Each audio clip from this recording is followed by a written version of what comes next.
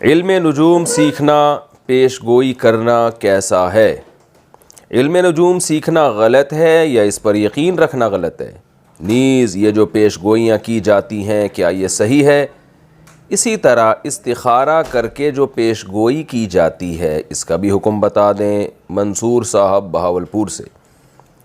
علم نجوم سیکھنا بھی حرام ہے، نجومی کے پاس جانا بھی حرام، اس سے خبریں پوچھنا بھی حرام۔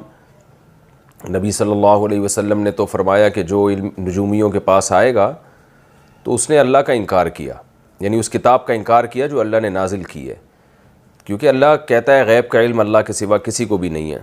دوسرا، یہ علم نجوم کوئی علم ہی نہیں ہے۔ دیکھیں، ایک تو نجوم کا علم وہ ہے جس کو فلکیات کا علم کہا جاتا ہے، جس سے سمت قبلہ معلوم ہوتی ہے، جس سے نمازوں کے اوقات پتہ چلتے ہیں۔ وہ علم تو سائنسدان سیکھتے ہیں، سکھاتے ہیں، یونیورسٹی میں پڑھایا جاتا ہے، دینی مدرسوں میں بھی پڑھایا جاتا ہے۔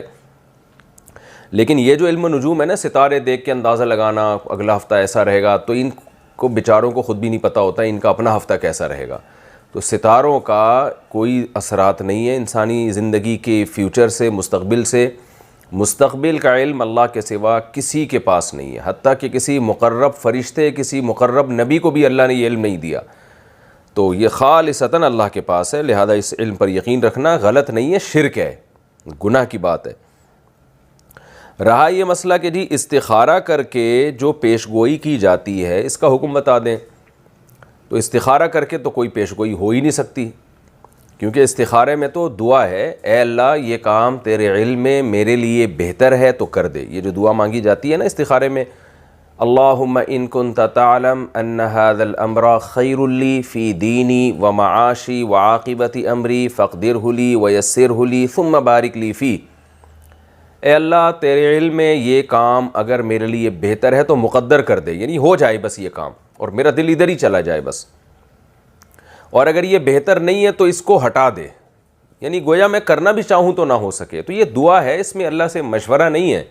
مشورے کو عربی میں استشارہ کہتے ہیں، اور یہ لفظ ہے استخارہ۔ استخارہ خیر طلب کرنا، مشورہ طلب کرنا نہیں ہے۔ تو اس لیے استخارے میں نکلتا بھی کچھ نہیں ہے، اور استخارے سے پتہ بھی کچھ نہیں چلتا۔ سوال پیدا ہوتا ہے جی پھر استخارے کا فائدہ کیا؟ تو استخارے کا فائدہ یہ ہے کہ اللہ کی مدد شامل حال ہو جاتی ہے۔ آپ جو بھی کچھ کریں گے تو اللہ سے امید ہوتی ہے کہ اب اللہ کی مدد بھی اس میں شامل حال ہے، اللہ آپ کو غلط فیصلے سے بچائے گا، بشرطے کہ آپ صحیح فیصلے کے اور دوسرے قواعد پورے کریں۔ مثال کے طور پر جب کوئی کام کا آپ ارادہ کریں تو شریعت میں سب سے پہلے حکم ہے یہ دیکھو کہ وہ کام حرام تو نہیں ہے، آپ نے دیکھ لیا بھئی حرام نہیں ہے۔ نمبر 2، اس کام میں رزق تو نہیں ہے، دوسرے نمبر پہ آپ نے یہ دیکھنا ہے۔ یعنی استخارہ سے پہلے کی چیزیں آپ کو بتا رہا ہوں میں، لوگ ڈائریکٹ استخارے پہ آتے ہیں، اس سے پہلے کے کام نہیں کرتے۔ تو استخارے سے پہلے کی چیز یہ ہے کہ آپ نے دیکھنا ہے حرام تو نہیں ہے، نہیں جی حرام نہیں ہے۔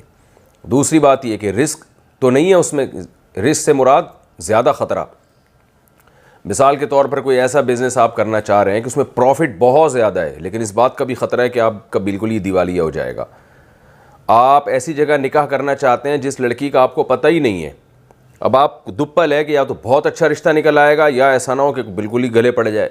تو ایسے رسک لینے کی شریعت میں اجازت نہیں ہے، یعنی اجازت نہ ہونے کا مطلب شریعت اس کو پسند نہیں کرتی، کیونکہ حدیث میں آتا ہے رسول اللہ صلی اللہ علیہ وسلم نے ارشاد فرمایا دع ما یریبک الی ما لا یریبک، ایسی چیز جس میں تردد ہو چھوڑ دو اور وہ کام کرو جس میں یقینی ہو۔ جو یقینی چیز ہو اس کو لے لو۔ کاروبار کر رہے ہیں، تھوڑا پروفٹ ہو، یقینی ہو، وہ بزنس کریں آپ۔ وہ پروفٹ جو ایک جوئے کی طرح کا ہو رہا ہے اور آپ نے جناب فائلیں گھمانا شروع کر دیں، اور میں نے دیکھا ہے لوگوں کا پیسہ ڈوبا ہے ادھر، بہت واقعات ہیں میرے پاس کہ زیادہ کے چکر میں ایک دم بہت پیسہ لگا دیا اور وہ سارا ہی ہلاک ہو گیا، سارا ہی ڈوب گیا۔ تو یہ شریعت کی تعلیمات کے خلاف ہے، چاہے کتنے ہی استخارے نکال کے آپ نے وہ کام کیا ہو، تو اللہ کی طرف سے کوئی گارنٹی نہیں ہے، کیونکہ آپ نے شریعت کو فالو نہیں کیا۔ آپ کو کام وہ کرنا چاہیے تھا جس میں رسک کم سے کم ہو، بے شک پروفٹ زیادہ نہ ہو اس میں۔ تو دوسرا کام آپ نے یہ کرنا ہے۔ تیسرے نمبر پہ آپ نے کرنا ہے مشورہ۔ مشورے کا مطلب یہ ہے، ابھی استخارے کا نمبر آیا نہیں ہے، ابھی مشورہ ہے تیسرے نمبر پہ۔ مشورہ آپ نے کرنا ہے کہ جو کام آپ کرنا چاہ رہے ہو تو اس کے بارے میں لوگوں سے مشورہ لو۔ تو مشورے میں 3 شرطیں ہیں۔ پہلی شرط جس سے مشورہ لیا جا رہا ہے وہ اس کام کا ماہر بھی ہو, اس کو پتہ بھی ہو. ایسا نہ ہو کہ آپ کب جو ہے نا گردے میں پتھری ہے اور آپ مشورہ میکینک سے لے رہے ہو کہ اس کا کیا علاج ہے, تو یہ تو پاگلوں والی بات ہو جائے گی نا. ظاہر ہے گردے میں پتھری ہے تو جو گردے کے اسپیشلسٹ ہیں وہ آپ کو اچھا مشورہ دے سکتے ہیں کہ کہاں سے علاج کرانا ہے, کہاں سے نہیں کرانا ہے, یا کیا کرنا ہے. اور گاڑی خراب ہو گئی تو ڈاکٹر سے تھوڑی مشورہ لیا جائے گا. لوگ دیکھ رہے ہوتے ہیں نیک آدمی اس سے مشورہ لو, نہ سب سے پہلے یہ ضروری ہے کہ جس سے آپ مشورہ لے رہے ہیں وہ اس فیلڈ کا ماہر ہو. دوسری بات یہ ضروری ہے کہ جس سے آپ مشورہ لے رہے ہیں وہ آپ کا خیر خواہ ہو. بعض دفعہ ایک آدمی کسی کام کا ماہر ہوتا ہے لیکن اس سے مشورہ لینے میں خطرہ یہ ہوتا ہے کہ وہ آپ کو آپ کے فائدے کا مشورہ نہیں دے گا, بعض دفعہ وہ اپنا فائدہ دیکھ رہا ہوتا ہے اس میں. تو آپ نے ایسا کام نہیں کرنا جس میں ذرہ برابر بھی شبہ ہو, یعنی مشورہ دینے والے کے بارے میں خطرہ ہو.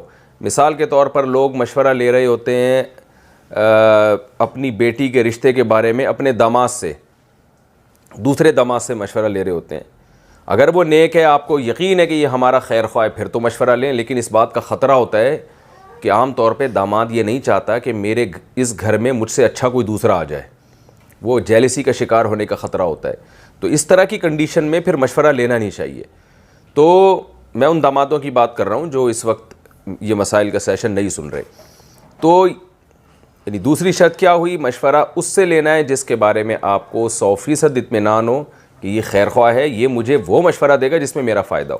2 شرطیں ہو گئیں. مشورے کی تیسری شرط یہ ہے کہ مشورہ تو سب سے لینا ہے, یعنی سب سے مراد جو بھی ماہرین ہیں اور خیر خواہ ہیں, لیکن کرنا وہی ہے جو آپ کی کھوپڑی میں آ رہا ہے. کیونکہ انسان اپنے بارے میں جتنا اچھا فیصلہ خود کر سکتا ہے اتنا کوئی اور کبھی بھی نہیں کر سکتا. تو سب سے مشورہ لینا ہے لیکن کسی کی رائے کو اپنے اوپر مسلط نہیں کرنا ہے. فیصلہ وہی کرنا ہے جو آپ کی سمجھ میں آئے, چاہے وہ سب کے مشوروں کے خلاف ہو. اب سوال پیدا ہوتا ہے جب مشوروں کے خلاف ہی چلنا تھا تو لی کیوں رائے؟ بھائی رائے لینے سے فائدہ یہ ہوتا ہے اس کام کے تمام مثبت اور منفی پہلو, یعنی تمام پازیٹیو اور نیگیٹو پہلو آپ کے سامنے آ جاتے ہیں, تو آپ کو رائے قائم کرنے میں آسانی ہوتی ہے. بعض ایسے اس کے پہلو آپ کے سامنے آئیں گے جو ہو سکتا ہے کہ آپ کو آپ کے ذہن میں ہی نہ ہو. تو یہ کرنے کے بعد خلاصہ کیا نکلا؟ وہ کام جو حرام ہو نہیں کرنا, وہ کام جس میں نقصان کا خطرہ ہو نہیں کرنا, چاہے پروفٹ کمی ہو اس میں, وہ کام. ہاں, پھر تیسرے نمبر پہ مشورہ لینا ہے آپ نے ان شرطوں کے ساتھ جو میں نے بیان کی. پھر دعا مانگنی ہے آپ نے اللہ کے ساتھ. اس دعا میں یہ استخارہ ہے. دعا نارمل بھی مانگ سکتے ہیں لیکن استخارے کے طریقے سے دعا مانگیں گے تو اس میں قبولیت کا امکان بہت زیادہ ہے, کیونکہ حدیث میں آتا ہے ما خاب من استخارہ, جو استخارہ کرتا ہے اللہ اس کو رسوا نہیں کرتے. تو اس میں انشاءاللہ کامیابی ہوگی بشرطے کہ ان شرطوں کے بعد آپ جا کے استخارہ کریں. تو اللہ سے امید ہوگی. کرنا استخارے کے بعد بھی وہی ہے جو آپ کی عقل میں آئے, اور استخارے سے پہلے بھی وہی ہے جو آپ کی عقل میں آئے. تو یہ ہے. پھر استخارے میں یہ نہیں ہے کہ رات کو آپ استخارہ کر کے سو جائیں دائیں کروٹ پہ جو خواب آئے, یہ اس کا حدیث سے کوئی ثبوت نہیں ملتا.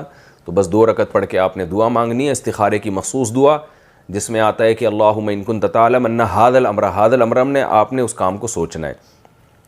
تو اللہ سے پوری امید ہے انشاءاللہ اللہ آپ کو صحیح فیصلے کی توفیق عطا کرے گا. تو یہ شریعت کی تعلیمات ہیں بس, اور اس سے آگے نہیں بڑھنا چاہیے ہمیں. لوگ استخارے کر لیتے ہیں غلط رشتوں کے بارے میں, اور ان کو پھر اپنی بیٹیاں پکڑا دیتے ہیں, یا ایسی جگہوں پہ شادیاں کر لیتے ہیں کہ استخارے میں آیا تھا.